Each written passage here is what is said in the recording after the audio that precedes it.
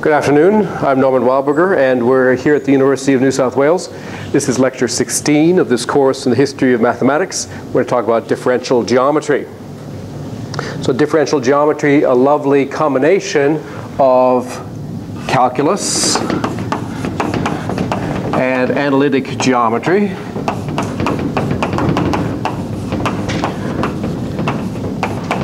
Applied to curves and surfaces.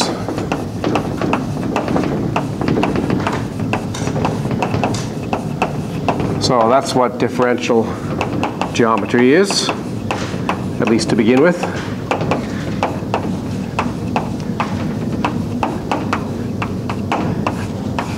And one of the key concepts that runs through the history of the subject is the idea of curvature.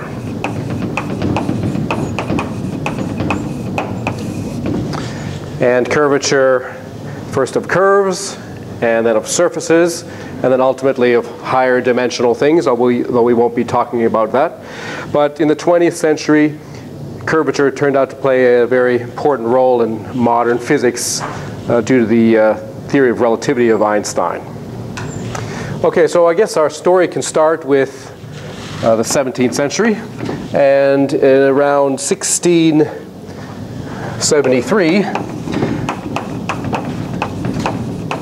we had some people interested in planar curves, and in particular Christian Huygens, who was a famous Dutch mathematician, astronomer, inventor, started investigating the notion of an involute of a curve. So he introduced the involute of a curve. Christian Huygens also did other things. He was also the inventor of the pendulum clock.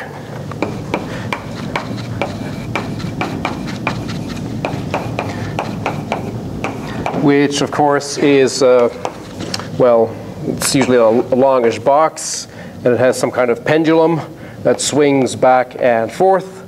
And then there are these various gears and stuff up here that tick every time the thing swings back and forth. And the beauty about the pendulum clock is that if this pendulum arm is rather long, and if the amplitude is not too big, then the time taken for every swing is pretty well independent of the amplitude. So a pendulum clock lets the thing swing over once, and then it gives it another little kick, and then it swings over again, and it gives it another little kick. And every time it swings once, that's a unit of time that can be then measured by some gears. And that was Huygens' invention, and it was a very, very important technical achievement because it meant that there was a big improvement in timekeeping. So around that time, they had mechanical watches, but those watches were not very accurate, and they typically lost around 15 minutes every day. Okay, so from one day to another, you could be not very sure up to about 15 minutes of your clock. But with these ones here, that was dramatically reduced down to about half a minute or 15 seconds. So the pendulum clocks were much better, and they allowed people to make trigonometric large-scale surveying measurements much more accurately, so that people could survey, for example, France. You need clocks to be able to figure out what longitude you're at. Okay, so large-scale surveying requires clocks, and Huygens was prominent in that. He also was a notable mathematician.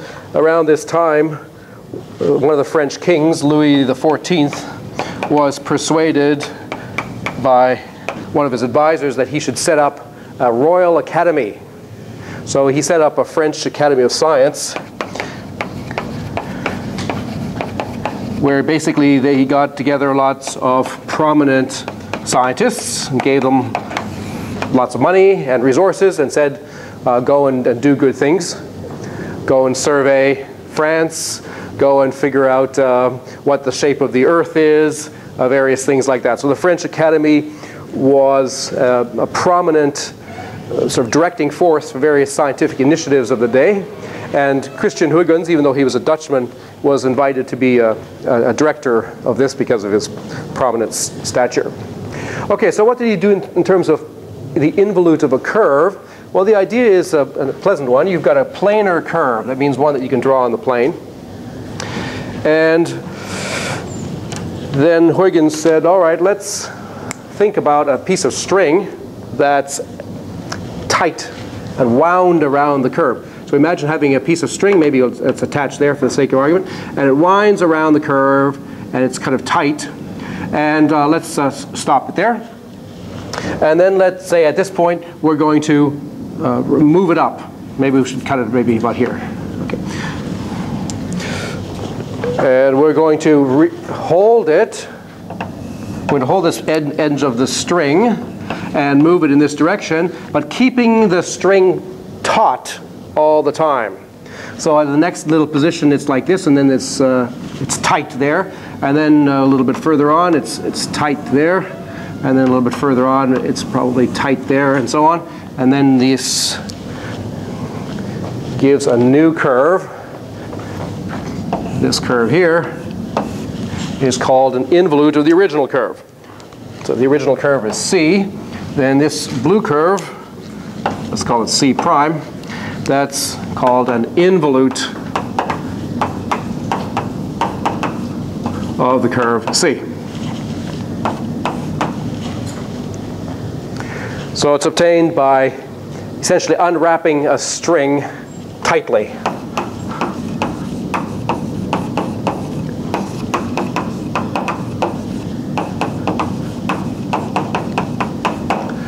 Now, because that endpoint is rather variable, we could also have started with another endpoint here, in which case we would have gotten another bunch of points, and we would have gotten a different involute. So that would be another involute, say C double prime. And you can do this in a number of ways, and Huygens proved that all the involutes are disjoint. So the blue curves don't cross each other. And moreover, they're always perpendicular to the tangents.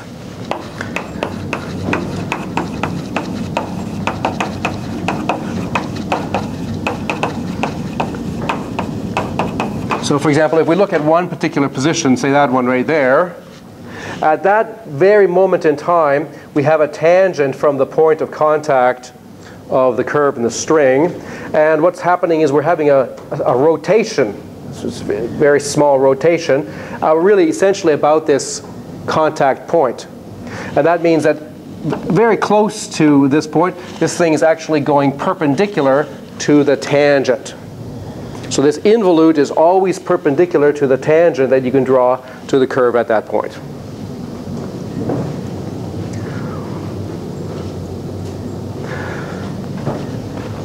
Well, it turned out that there was a dual kind of notion to this, which is called the evolute of a curve.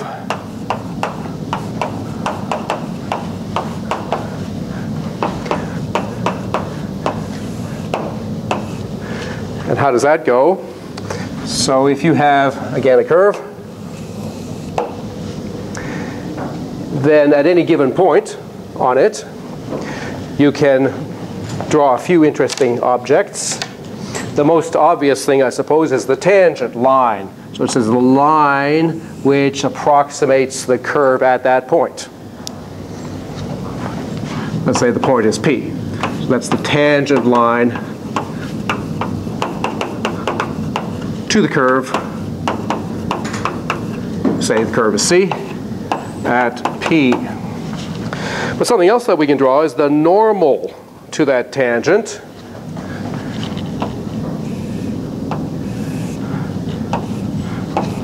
So that is the normal line to the curve at P.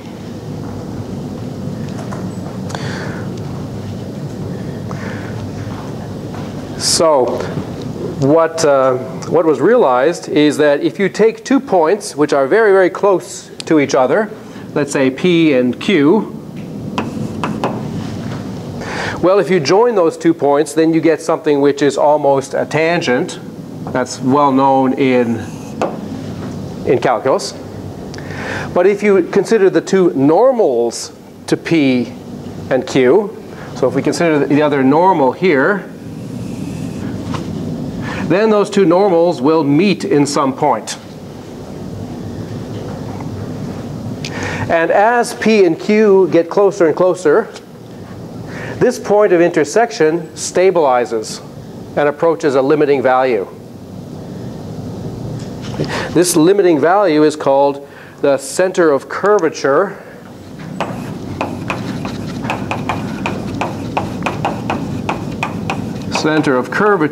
of the curve C at the point P. That's assuming sort of P is approaching Q. And it has another description that was discovered by Newton and Leibniz, which is that if you take 3 points near P, so P, Q, and let's say R as well, so 3 points very close together, well, 3 points don't determine a line, but they do determine a circle. Okay? So any 3 points, unless they're collinear, if they're not collinear, they determine a circle. So these 3 points, P, Q, and R, even though they're close together, they're not collinear. That means there's a circle that we can draw through them.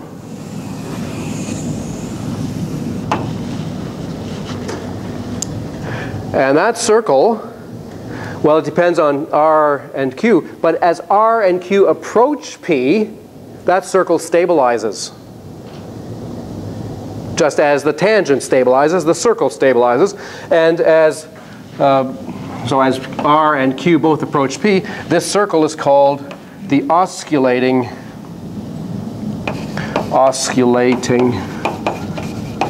circle of the curve C at the point P. And the center of curvature is the center of that circle.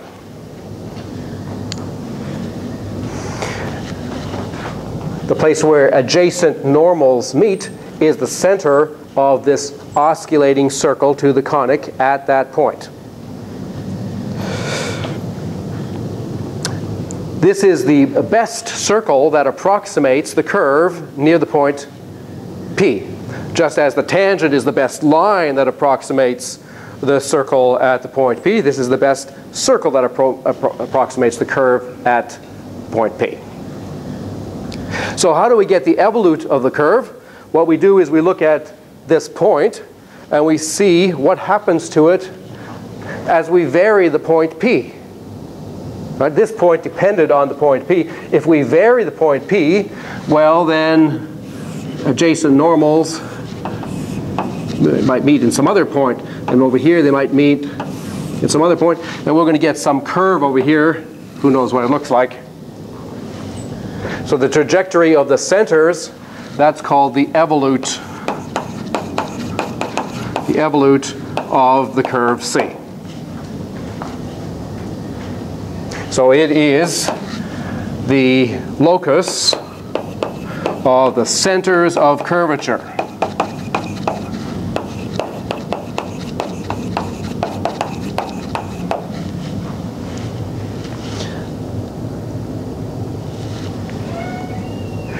There's a few other associated concepts which I might put on this board as well. So this radius of this circle, might call that rho. That's called the radius of curvature.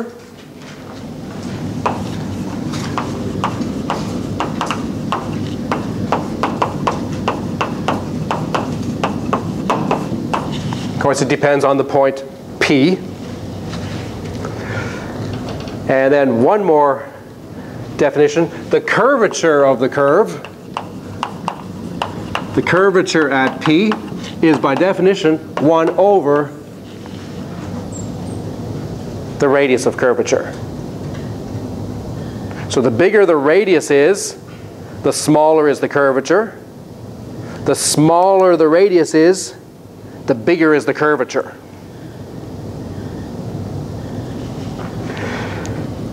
That's the curvature of the curve at the point P, and it's often given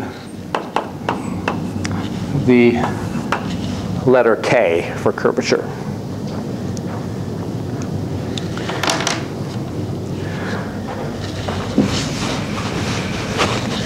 So these ideas were introduced by the 17th century mathematicians and were studied.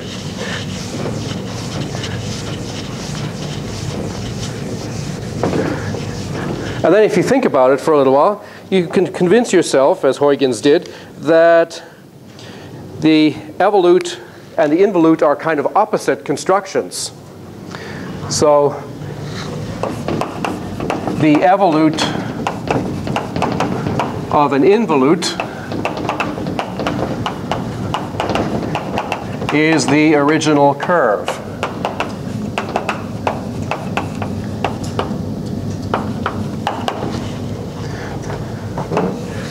So for example, here's our original curve C, and then we had an involute like this.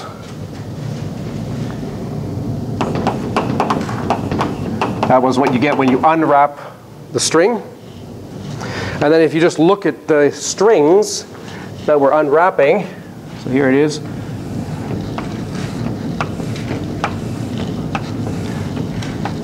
Okay.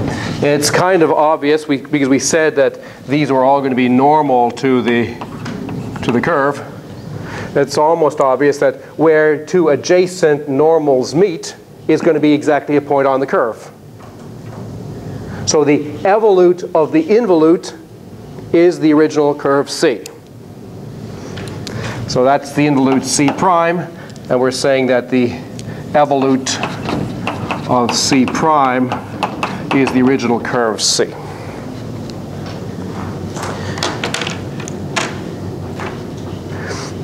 Well, what happens if we have a function? Because after all, that's where a lot of curves come from. We have some function f of x, and we're considering its graph. Natural question is, suppose we have a point x here, and we might be interested in what is the curvature at that point. Might not just be interested in tangent, might also be interested in the osculating circle and its radius. Well, both Huygens and Newton gave a formula for this radius of convergence, the radius of curvature, and it's this. It's 1 plus dy dx all squared to the 3/2 divided by the second derivative, d squared y dx squared. That's a formula for the radius of curvature in terms of the derivative of the function at that point and also the second derivative of the function at that point.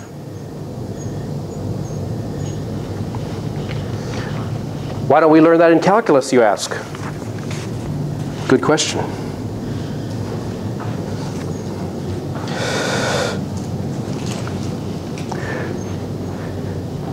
Okay, so there are some nice examples of involutes. We've already had a look at one of them when we were talking about the cycloid. I remind you, the cycloid is what you get when you roll a ball on, or a circle on a straight line, and you look at the image of one point on the circle as it rolls. So that was a cycloid. And if we invert a cycloid like this, and we have a piece of string that's tight up there, and then we let it go, we saw that we got the cycloid pendulum. And that thing there was also a cycloid. So as Huygens realized with this pendulum business, that the involute of a cycloid is another cycloid.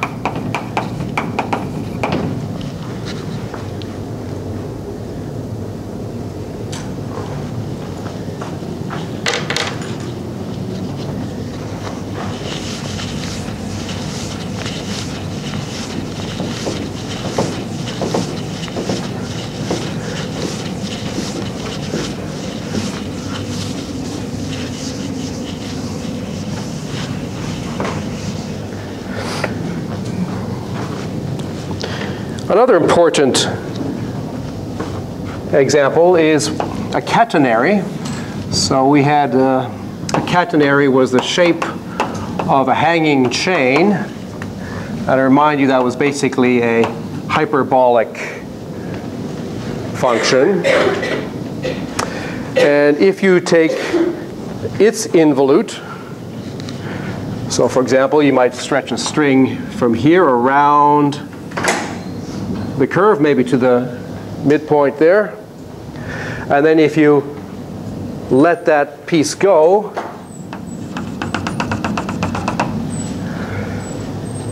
you get an important curve called tractrix. Maybe I'll put some coordinates here. So this curve here, tractrix. So that's the involute of a catenary.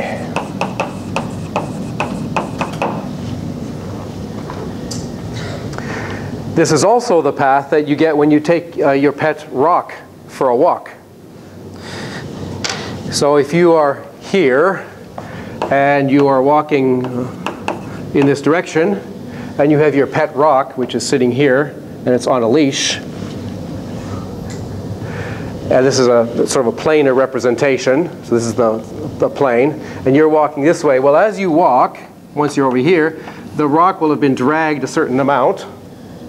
It just drags behind you on its leash. And when you're over here, well, it'll be over here like this. And when you're very far out, it'll be like this. So the path that that rock makes is also a tractrix.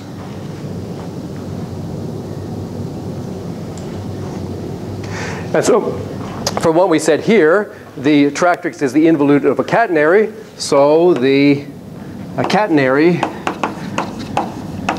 is the evolute of the tractrix.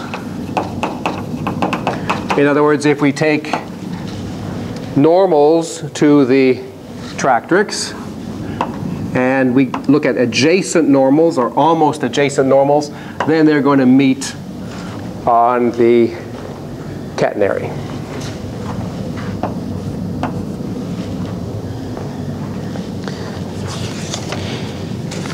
Another interesting curve is the parabola. So if we take our favorite parabola, y equals x squared,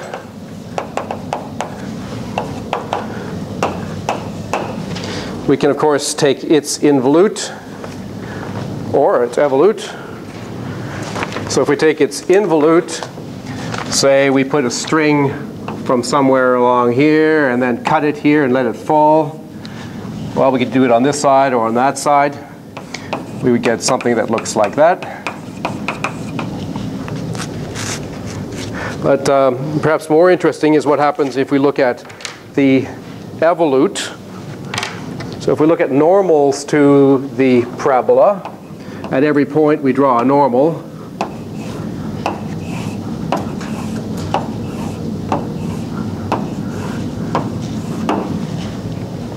Then what it turns out happening is that there is a interesting curve that results. The evolute looks like something like this. The evolute is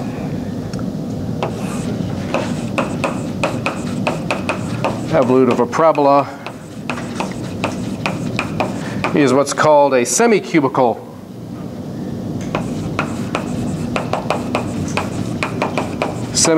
parabola. And it has an equation that looks, well, in this case, it'll have the equation y equals 1/2 plus 3/4 2x to the 2/3.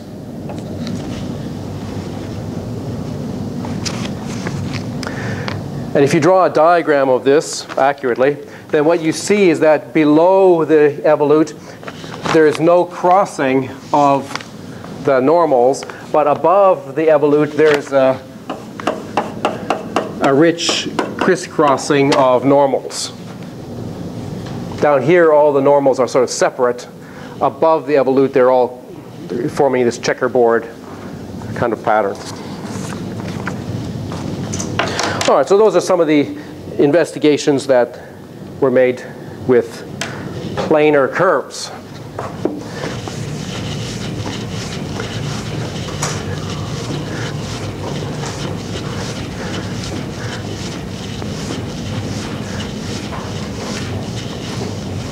There was also some important work done on space curves, or three-dimensional curves.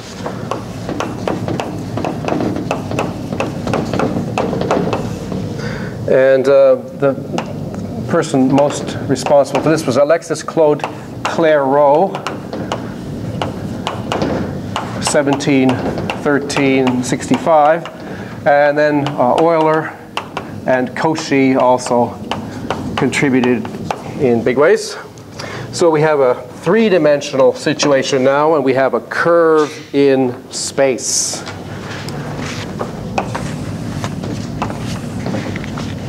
Okay, and it's not necessarily in a plane, it's twisting all around. So what can you do with such a thing? Well, Clairaut said, okay, one of the things we can do certainly is we can look at a tangent line. So at a point P, we can look at a tangent line, as usual. Another thing we can do is we can look at three adjacent points. Those three adjacent points are going to form a plane. They're also going to form a circle, but that circle will lie in a plane. That's called the osculating plane.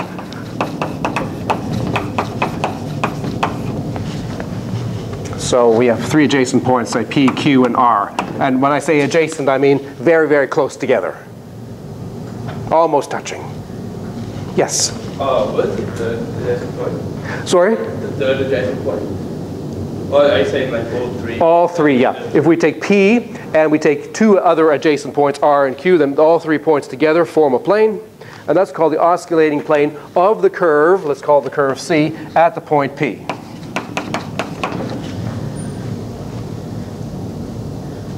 And of course, that plane then has a normal direction. So there are, in fact, then sort of 3 special directions that you can associate to the curve at the point P. You can specify its tangent direction. Then you can specify another direction that's in this osculating plane perpendicular to the tangent direction. It's usually called the binormal, I believe. Or principal normal. That's the principal normal.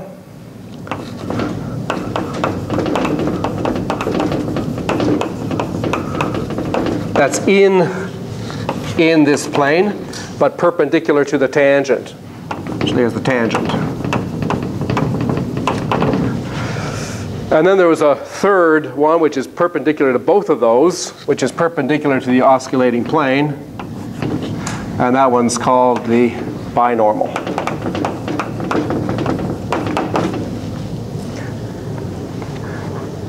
So that's a basic sort of theoretical framework that was realized was important. You have a space curve, then at every point there are these 3 directions associated to the curve. And as you move along the curve, these 3 directions changing. So they perform a role of a reference frame with respect to the curve that plays an important role in the theoretical development. There's lots of formulas associated to it, which we won't write down.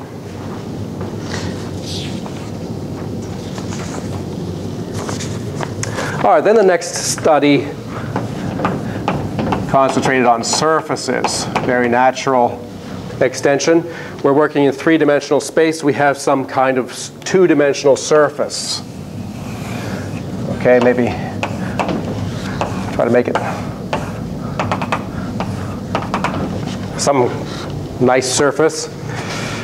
And we want to study this. So I guess the main contributors here were Euler in 1760, and then Monge a little later. And Euler liked to be specific, so he often visualized the surface in terms of a three-dimensional coordinate system. And if you have a three-dimensional coordinate system, you can specify a curve by thinking of it of the form z equals f of xy. Thinking of it as a function lying over some region in the xy plane. But his considerations worked for a general kind of surface. So what did Euler do? What can you do in such a situation? Well, the thing to do is to start with a point and say, well, let's study this surface near a point.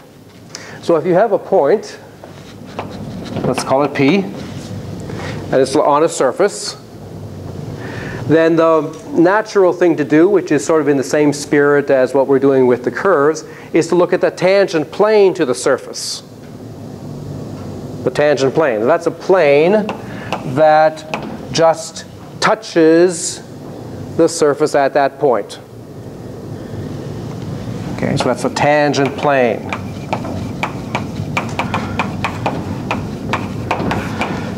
A very good surface to think about is your hand. Your hand is a great surface. Okay? So if you look at your hand, there's all kinds of points on it, but you could choose any point at all. Say I choose that point right there. Then the tangent plane to that point is going to be, tangent plane at that point is probably something like this. Well, if I choose a point up here, the tangent plane might be like this. Or if I choose a point there, the tangent plane would be like that. Okay? And of course, associated to such a tangent plane is a normal direction, because every plane has a normal direction. So we have a tangent plane at every point, and we also have a direction that's perpendicular to the tangent plane, which is a normal. Plus normal direction.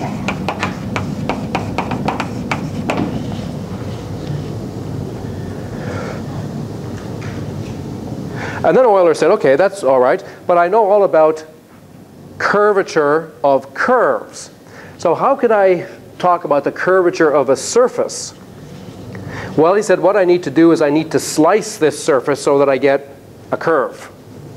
So suppose I take a plane through P, and I won't just take any plane. I'll take a plane which contains the normal direction. Okay, so Euler said, all right, Euler considered planes through P containing the normal.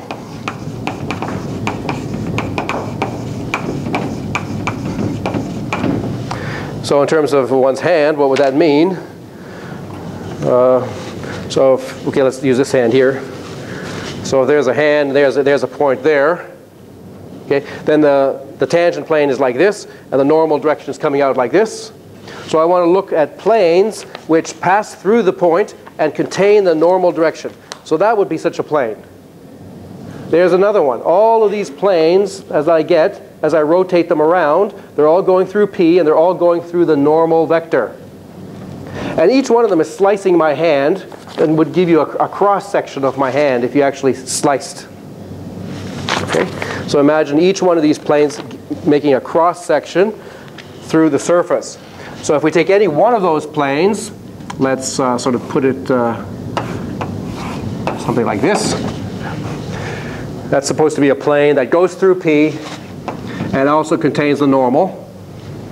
Then that's going to slice the surface in a curve, a planar curve.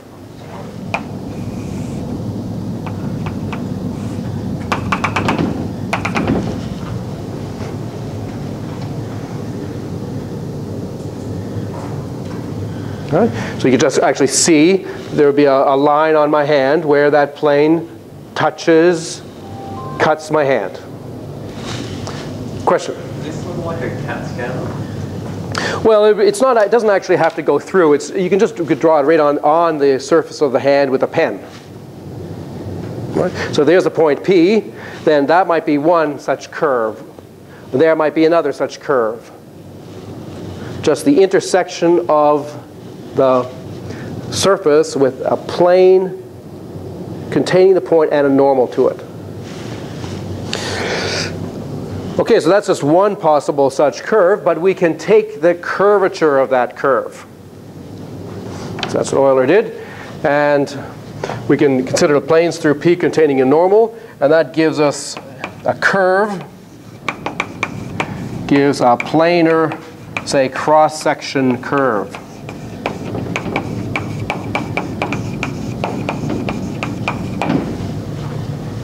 And that curve has a curvature.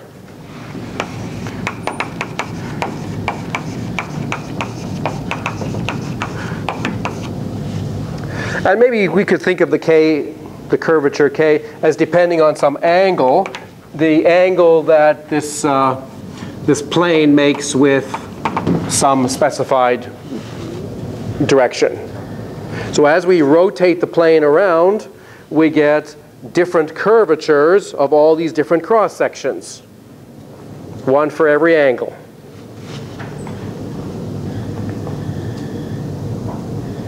And then Euler proved a theorem that, in fact, as we look at all these possible curvatures, as we vary the plane through P and look at all the possible curvatures, the curvatures go up and down, but there's one maximum value and there's one minimum value. There will be one direction in which it's curved the most and one direction in which it's curved the least. Okay, so there, as we go around, there's then sort of two critical values in the calculus language, critical values of the curvature, and let's call them K1 and K2. And these are sometimes called the principal curvatures of the surface at the point P.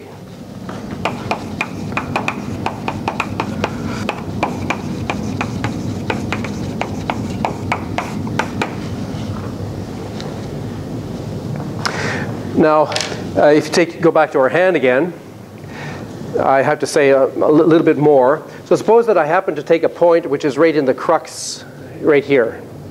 Okay? That's a rather interesting point, because the tangent plane will be flat like this, and the normal will be straight up. So the planes that I'm considering are planes that are going right through my hand up and down like this. Then the most extreme curves are the one that's going up like this and over, and the other extreme one is one that's going like this. So here the circle of curvature is in this direction, and here the circle of curvature is down here. So in this framework, what we have to actually do is we have to consider signed curvatures. So we have to give this curvature a different sign from this one. So this is positive something, then this is going to be negative something. Okay, so this is a situation where the two different curvatures, the two principal curvatures, have different sign. That's a rather different situation from a situation like this, where the two curvatures are both positive.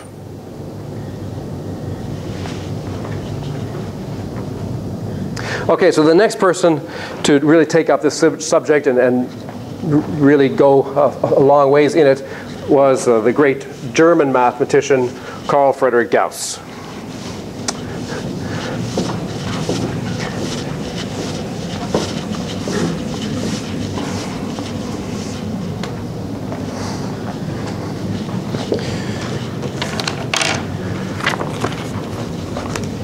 So Carl Friedrich Gauss, preeminent mathematician of the 19th century, 1777 to 1855, sort of the colossus of mathematics during his time. Spent most of his years in Göttingen.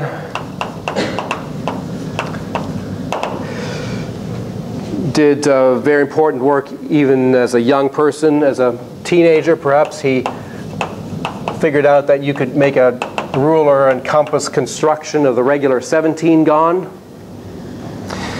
We've seen that he gave several proofs of the fundamental theorem of algebra. He wrote the greatest work of number theory ever written, which is Disquisitiones Arithmeticae.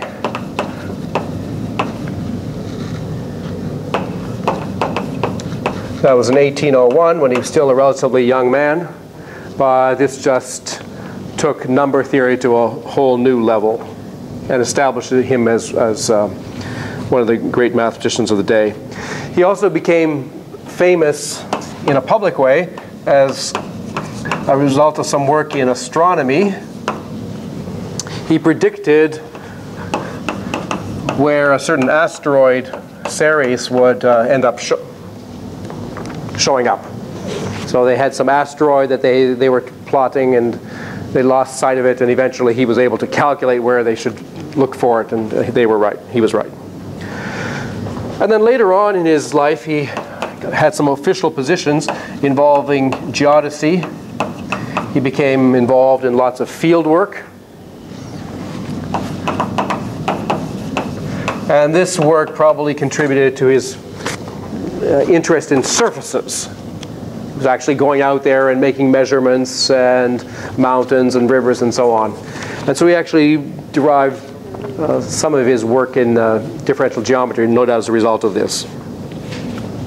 So he did a lot of things in this direction, but there's one sort of main theorem that we can state in terms of these principal curvatures of Euler. And this is a result that he liked it so much that he called it his Theorema Egregium, which means something like excellent theorem. And that is that if you take the two principal curvatures that we've been talking about there in Euler and take the product of the two principal curvatures is a new kind of curvature, which is determinable from the surface. Is determinable from the surface itself.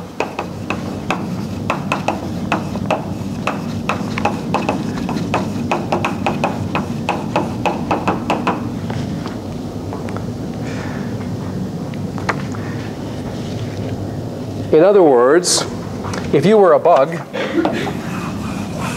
and you were living on some two-dimensional surface and you could only scoot around on this surface, but let's say you had rulers that you could drag around and you had protractors that you could drag around and make measurements,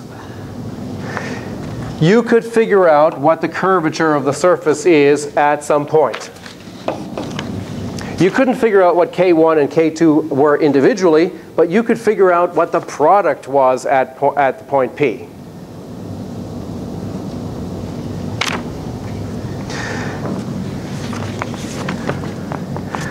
And okay, one way of thinking about that is, let's say you're on a sphere. Okay. Suppose you were on a sphere and you suspected you were on a sphere, not a flat Earth, and you wanted to prove to someone you're on a sphere. How could you do it? By just making measurements on a sphere. Well, one way to do it would be to take a circle of radius r, and to measure carefully the area of that circle. The area for a planar circle would be pi r squared. But if you didn't get pi r squared and you got something different, you might start to suspect that maybe I'm not on a plane. In fact, you could tell by if you took a smaller sphere and you also went at the same distance r, you would find that the circle of radius r on the big sphere and the circle of radius r on the little sphere would be different. And by making area measurements on the surface, you could tell whether you're on a big sphere or on a little sphere. So in other words, you could tell the curvature just by making measurements on the surface without having to look at it from outside.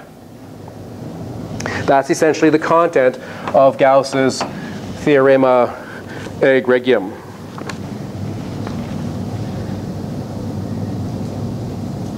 And this constant k is now called the Gaussian curvature. Gaussian curvature of a surface at a point. At a point. Of course, for a sphere, the Gaussian curvature is not too hard to figure out, because at any point P, if the sphere has radius, say, rho, then any curve that you get by taking one of these normal sections is a great circle. And that great circle has radius rho. And so the curvature K1 will be the same as the curvature K2 will be 1 over rho. And so the Gaussian curvature will be 1 over rho squared. So for a sphere, the curvature is constant. It's the same at every point. It's sort of obvious from the symmetry, but the formula also works. So that's what's called a curve or a surface of constant curvature. And rather remarkably, it was discovered that there were some other surfaces of constant curvature. The sphere is kind of an obvious one. But there's another surface called the pseudosphere, which you get by taking the tractrix that we considered earlier. So you take the tractrix, that's the curve that you get by taking the involute of the catenary or dragging your rock for a walk, and you rotate it around the axis that you would walk on, and you get some surface of rotation. So the tractrix revolved. That's called the pseudosphere.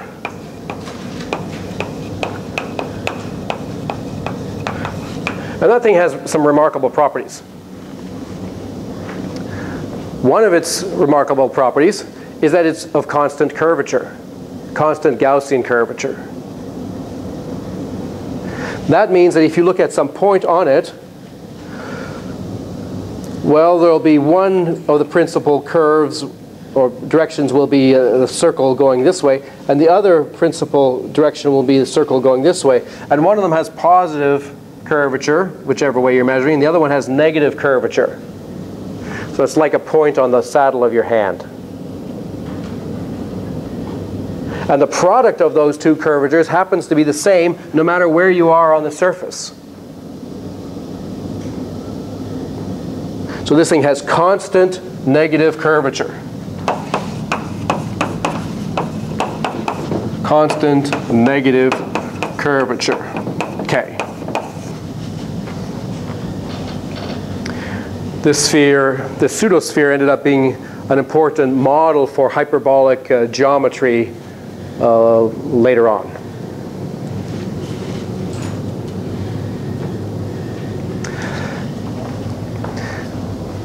So the notion of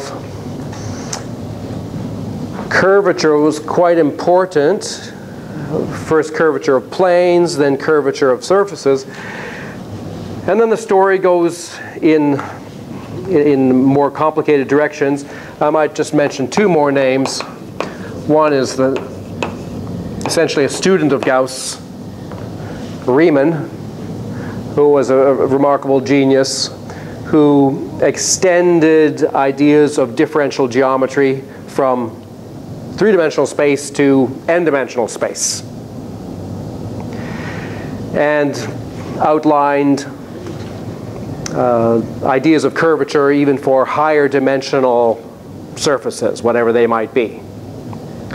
And that was all rather abstract and seemingly not good for anything too practical until Albert Einstein came along And after his special theory of relativity in the 1910, 1918 area, he was trying to extend his special theory of relativity to the general theory of relativity.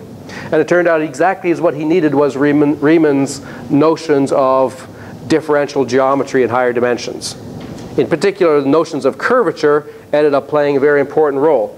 Einstein basically realized that somehow a mass curves space-time. And the amount of curvature induced in space-time by a mass is proportional to the mass. So this curvature played, and it still plays a very important role in modern physics.